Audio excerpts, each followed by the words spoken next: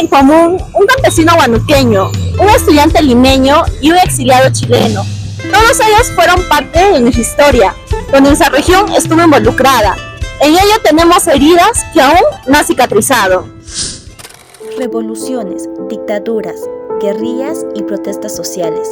Estos son solo algunos de los acontecimientos que envolvieron la historia de América Latina en el siglo XX. Pero, ¿qué es lo que realmente sucedió en América Latina durante el siglo XX?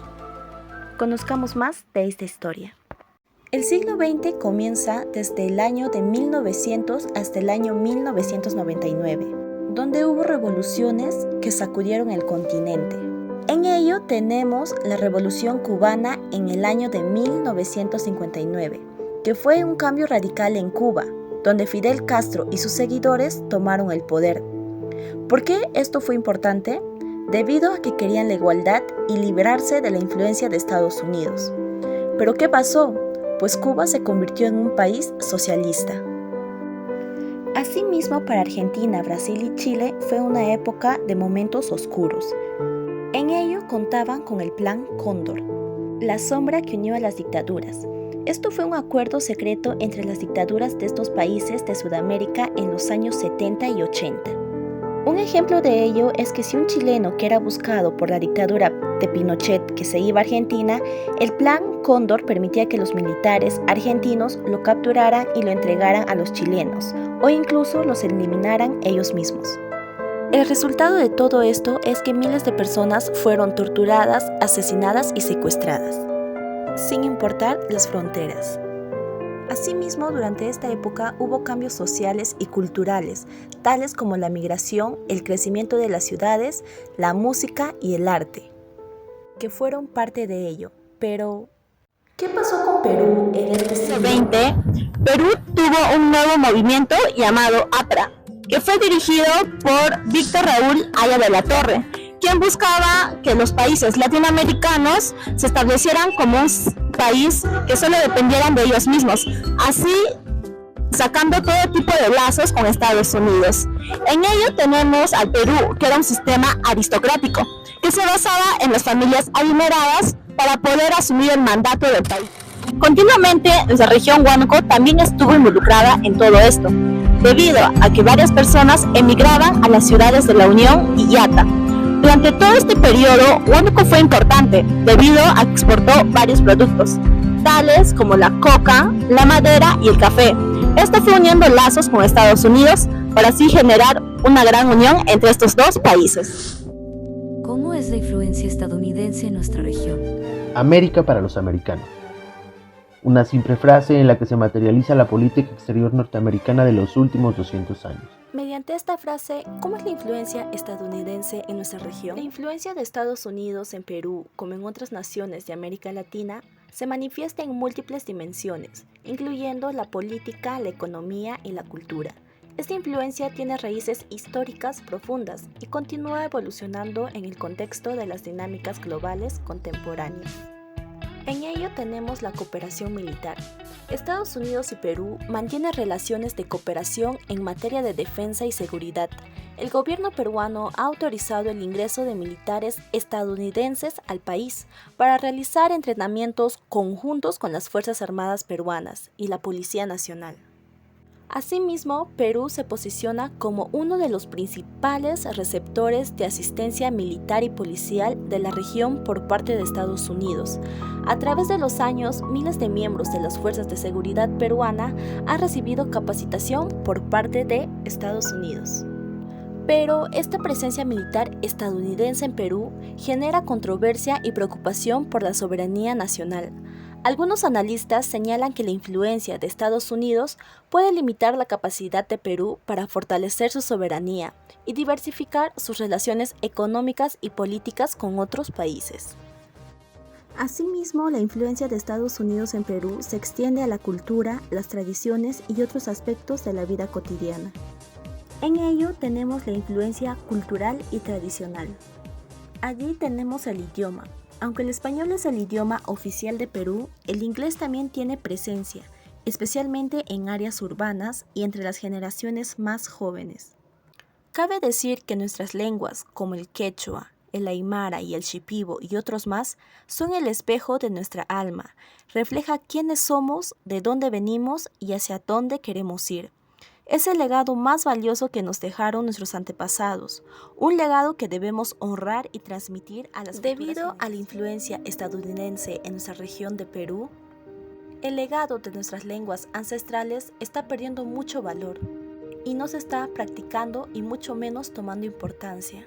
Y debido a todo ello, los jóvenes y las generaciones optan por estudiar más la lengua extranjera, como es el inglés, dejando así a un lado nuestras lenguas ancestrales.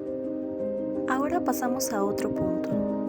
De igual manera tenemos otro punto importante que es la influencia económica, donde se basa en el comercio. Estados Unidos es uno de los principales socios comerciales del Perú. En ello tenemos el Tratado de Libre Comercio, también conocido como TLC, entre ambos países. En vigor desde el año 2009, ha impulsado el comercio bilateral. Esto ha facilitado el acceso a nuevos mercados, reduciendo barreras y ayudando al crecimiento económico y el empleo. Pero puede afectar a sectores agrícolas no exportadores y a pequeños comerciantes, además de generar problemas de competitividad para las empresas nacionales frente a empresas extranjeras más grandes. ¿Y nuestra región Huánuco está involucrada de alguna manera en la influencia estadounidense? Sí está involucrada debido a que hay marcas reconocidas de Estados Unidos que se comercializan en este departamento, dejando así a un lado las microempresas que buscan generar productos nacionales para nuestra región. Socialismo chileno, un sueño inconcluso. ¿Quién se atrevió a soñar con un Chile socialista en pleno siglo XX? ¿Quién se atrevió a construir un camino propio a pesar de la oposición? Salvador Allende. Salvador Allende fue un médico y político socialista chileno, presidente de Chile desde 1970 hasta 1973. Fue un defensor de la vía chilena al socialismo, buscando implementar reformas a través de medios democráticos y dentro del marco de la ley. Allende ocupó diversos cargos públicos, incluyendo diputado, ministro de Salud Pública y senador. Fue candidato presidencial en 4 ocasiones, representando una alianza de partidos socialistas y comunistas. Finalmente, después de tantos intentos, ganó las elecciones de 1970, liderando la coalición Unidad Popular, un hito en la historia de América Latina. Su gobierno buscó establecer el socialismo a través de medios democráticos, un proyecto conocido como la vía chilena al socialismo. El cobre. En la gran minería solo 3 compañías extranjeras controlaban casi toda la producción de cobre, y aunque la tierra de donde se extraía y sus trabajadores eran chilenos, la mayoría de la riqueza no se quedaba en el país. Con esto en mente, Allende presentó un proyecto de reforma constitucional para nacionalizar el cobre, la agricultura. Inicialmente 2 tipos de dueños. Por un lado estaban quienes habían heredado inmensos latifundios y por otro los grandes banqueros y comerciantes que para evitar pagar impuestos sobre sus ganancias compraban terrenos, contrataban agricultores pobres, la mayoría analfabetos, y les pagaban un salario mucho más bajo que el mínimo permitido en las ciudades. Si en el gobierno de la democracia cristiana se expropiaron 1.319 predios en 6 años, durante Allende en la mitad del tiempo se había hecho lo mismo con 4.691, pasando a manos del Estado. Esto causó 2 terribles efectos para la estabilidad del país. Por un lado, algunos dueños aterrorizados por la expropiación comenzaron a llevarse sus ganados a Argentina junto con toda la maquinaria que pudieron. Por otro lado, los campesinos que todavía no recibían tierras por parte del gobierno empezaron a sentir impaciencia y se organizaron en una postura cada vez más agresiva. También impulsó la expansión de los programas sociales, como la mejora de la salud pública y la educación. El primer paso fue tomar el control de los bancos, consiguiendo comprar la participación mayoritaria del Estado en casi el 100% de estas entidades privadas, para poder otorgar créditos baratos a empresas nacionales, agricultores y a todos quienes quisieran desarrollar actividades productivas en el país. También se aumentaron por ley los salarios de los empleados para darles mayor capacidad de consumo. Se fijaron también por ley los precios de artículos básicos. Estadísticas indicaban que durante el primer año de gobierno, el desempleo bajó un 4%, el Producto Nacional Bruto subió a un 8.5%, los trabajadores aumentaron en un 12% su participación en los ingresos del país, pero como dicen, todo lo que sube tiene que bajar. El gobierno de Allende enfrentó una fuerte oposición tanto a nivel nacional como internacional. A nivel interno, sectores conservadores y empresariales se opusieron a sus políticas socialistas. A nivel internacional, el gobierno de Estados Unidos, en el contexto de la Guerra Fría, mostró su preocupación por la deriva socialista de Chile y apoyó a la oposición. Esta oposición se manifestó en huelgas, sabotajes y desestabilización económica. La mayor manifestación pública, la marcha de las cacerolas, que fue interrumpida por los terroristas del MIR, que las apalearon, les tiraron papas con hojas de afeitar adentro, les clavaron los glúteos, y en fin, 160 mujeres heridas en una marcha que nunca más se conoció en Chile. Su gobierno fue derrocado en un golpe de Estado el 11 de septiembre de 1973, liderado por Augusto Pinochet. Allende no cedió y divulgó lo que serían sus últimas palabras. Colocado en un tránsito histórico, pagaré con mi vida la lealtad del pueblo. ¡Viva Chile! ¡Viva el pueblo! ¡Vivan los trabajadores! Y tengo la certeza de que mi sacrificio no será en vano. Allende se suicidó durante el golpe del Palacio de la Moneda, un símbolo de su resistencia y compromiso con sus ideales. Vamos a buscar a quién entrevistar.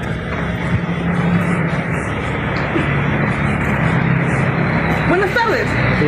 ¿Te puedo realizar una entrevista para un trabajo en mi colegio, por favor? Claro. Ya. Primera pregunta. ¿Qué es el socialismo y qué busca lograr en una sociedad? Para mi punto de vista, el socialismo es una ideología que busca la igualdad y la justicia social. Muy bien. Segunda pregunta. ¿Sabes quién fue Salvador Allende y qué papel jugó en la historia de Chile? No sé mucho, pero te puedo dar un pequeño dato de esa información. Claro.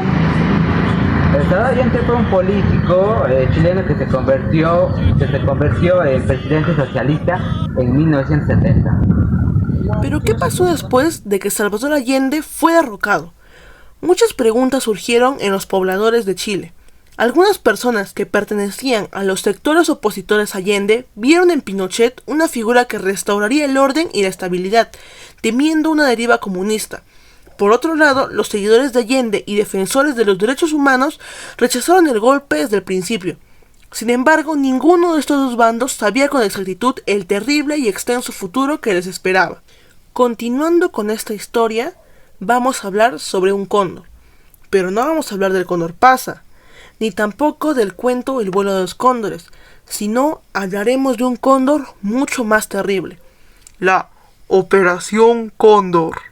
Los representantes de una vasta organización represiva que se está gestando en el Cono Sur se reúnen clandestinamente en Santiago de Chile y pactan la sistematización del genocidio.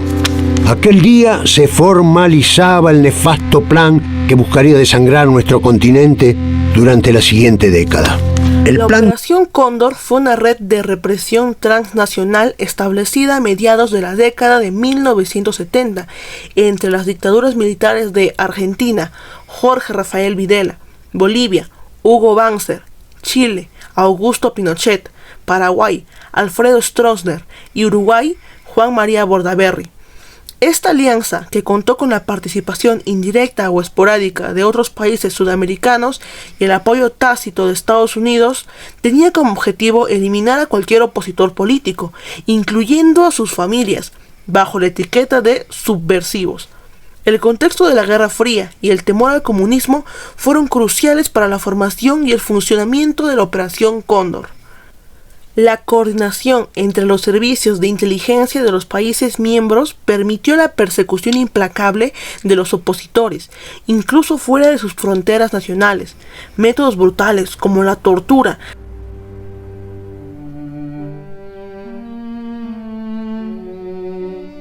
las desapariciones forzadas los vuelos de la muerte se utilizaron sistemáticamente. El testimonio de un mecánico menciona: había 3 elementos de la policía militar que iban en el avión. Uno de ellos empezó a jalar los cuerpos y a acercarlos al espacio de la puerta, mientras los otros 2 los tomaban uno por las manos y otro por los pies. Los balanceaban y los empezaban a tirar.